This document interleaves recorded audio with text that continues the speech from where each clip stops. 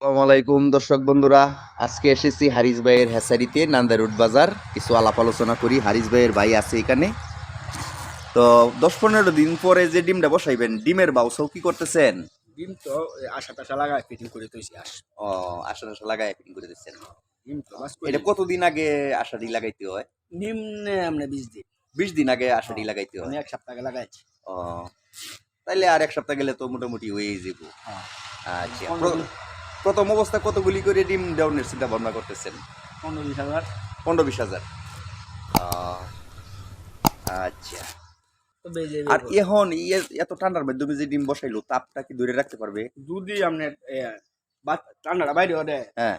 ক্ষতি ও, তাহলে পুরাটাই ঝুঁকি রিক্স। ঝুঁকি ওখানে ডিমটা হ্যাঁ। পুরাটাই ঝুঁকি। যদি আপনার একটু এই যে বৃষ্টি মিষ্টি আয়ারে হ্যাঁ।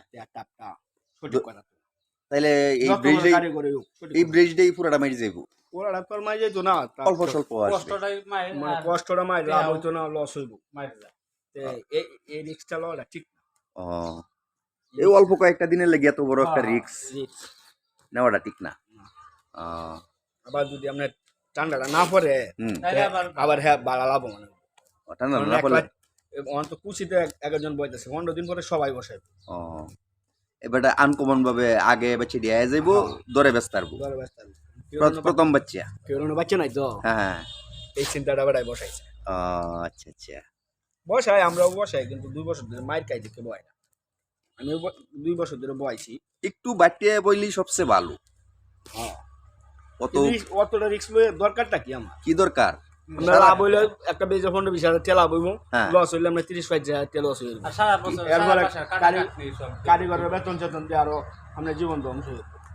আহ, তো এই এই এই বেজের টেরা হ্যাঁ। আরো 6-7টা বেজ লাগবে এই বেজের জ্যাট তুলতে। আহ, আমরা করছিলাম না, জানেন না? হ্যাঁ হ্যাঁ হ্যাঁ, জানি না মানে এটা লস হইলে সাড়ে সর্বনাশ, আর লাভ হইলে কয়টিয়া লাভ হয়? লাভ এর মানে আরো 3 ব্রিজ লাগে একটা ব্রিজের লস তুলতে গিয়ে। এত রিস্ক লওয়ার কোনো যুক্তিকতাই নেই। এটা হচ্ছে বুদ্ধিমানের কাম। একটা আছে যে আপনার ব্যবসা লাভ লস আছে, হ্যাঁ, কিন্তু এটা তো ঝুঁকি। ঝুঁকি। আর আপনার বাচ্চার বাজার ভালো না হয়, এটা হচ্ছে ভিন্ন লাভ। কারণ ব্যবসা লাভ লস হবে, ঠিক আছে? ঠিক আছে। আর এটা তো ঝুঁকি। এটা তো আপনার ব্যবসার লাভ লসের না, তাপ মিলাই যাচ্ছেন না।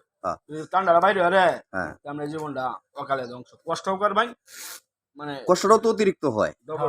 ঠান্ডার মাধ্যমে ডিম ধরে রাখা, তাপটা ধরে রাখা খুব একটা কঠিন কাজ। আর এই ঠান্ডাটা বেডের মধ্যে থাকে, মাইর খাই বেডের মধ্যে থাকলে তো সহজে বাচ্চা আসবেই না। ল্যাব তুরি দিয়াও দেখছি ডিম জায়গা।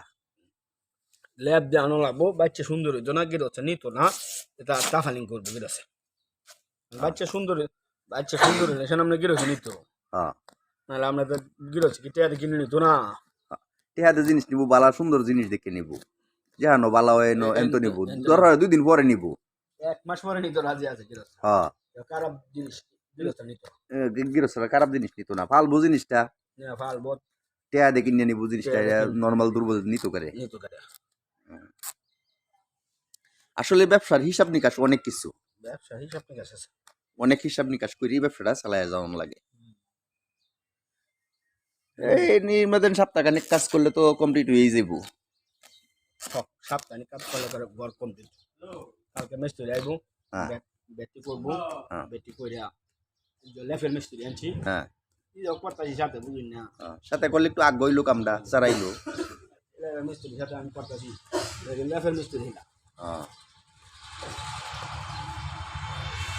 তো দর্শক বন্ধুরা, আজকে ছিল এই ভিডিও।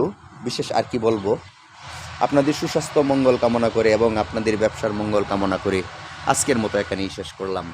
আল্লাহ হাফেজ।